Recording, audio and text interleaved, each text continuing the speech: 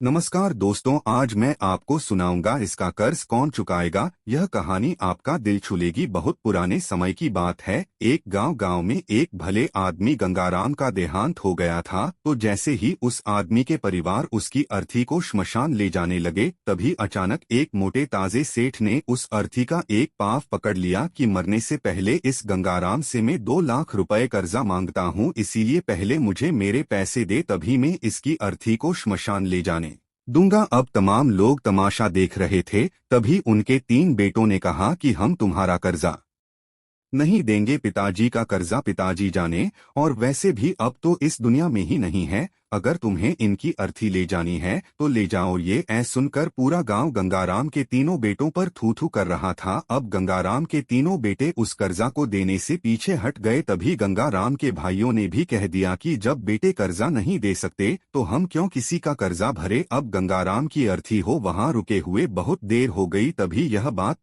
बात गंगाराम की इकलौती बेटी तक पहुंच गई। तो वह भागी भागी अपने पिताजी की अर्थी तक पहुंची।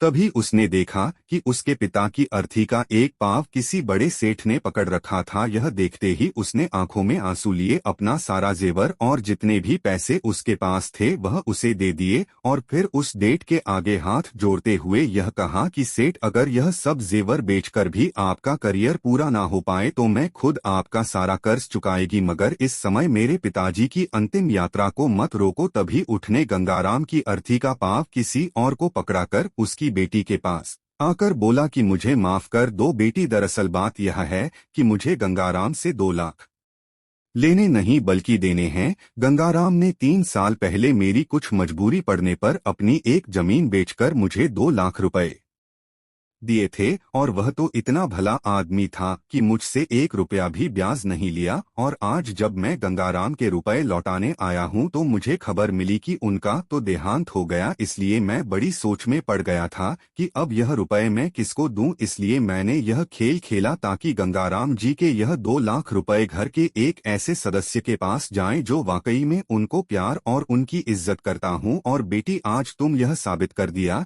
कि अपने माँ बाप को एक बेटे से बहुत ज्यादा एक बेटी प्यार करती है। इसलिए यह 2 लाख रुपए मैं तुम्हें सौंपता हूँ। काश तुम जैसी बेटी हर घर में हो जो अपने पिता की कितनी इज्जत करती है। यह सब देखकर गंगाराम के बेटे और भाई का सिर शर्म से नीचे जो गया। वाकई में दोस्तों, यह बात तो एकदम सच है कि माता पिता को बेटे से ज्यादा बेटी प्यार और उनकी इज्जत करती है। इसलिए दोस्तों, बेटी पढ़ाओ और बेटी बचाओ। धन हुआ था। कहानी पसंद आई तो लाइक सब्सक्राइब करें।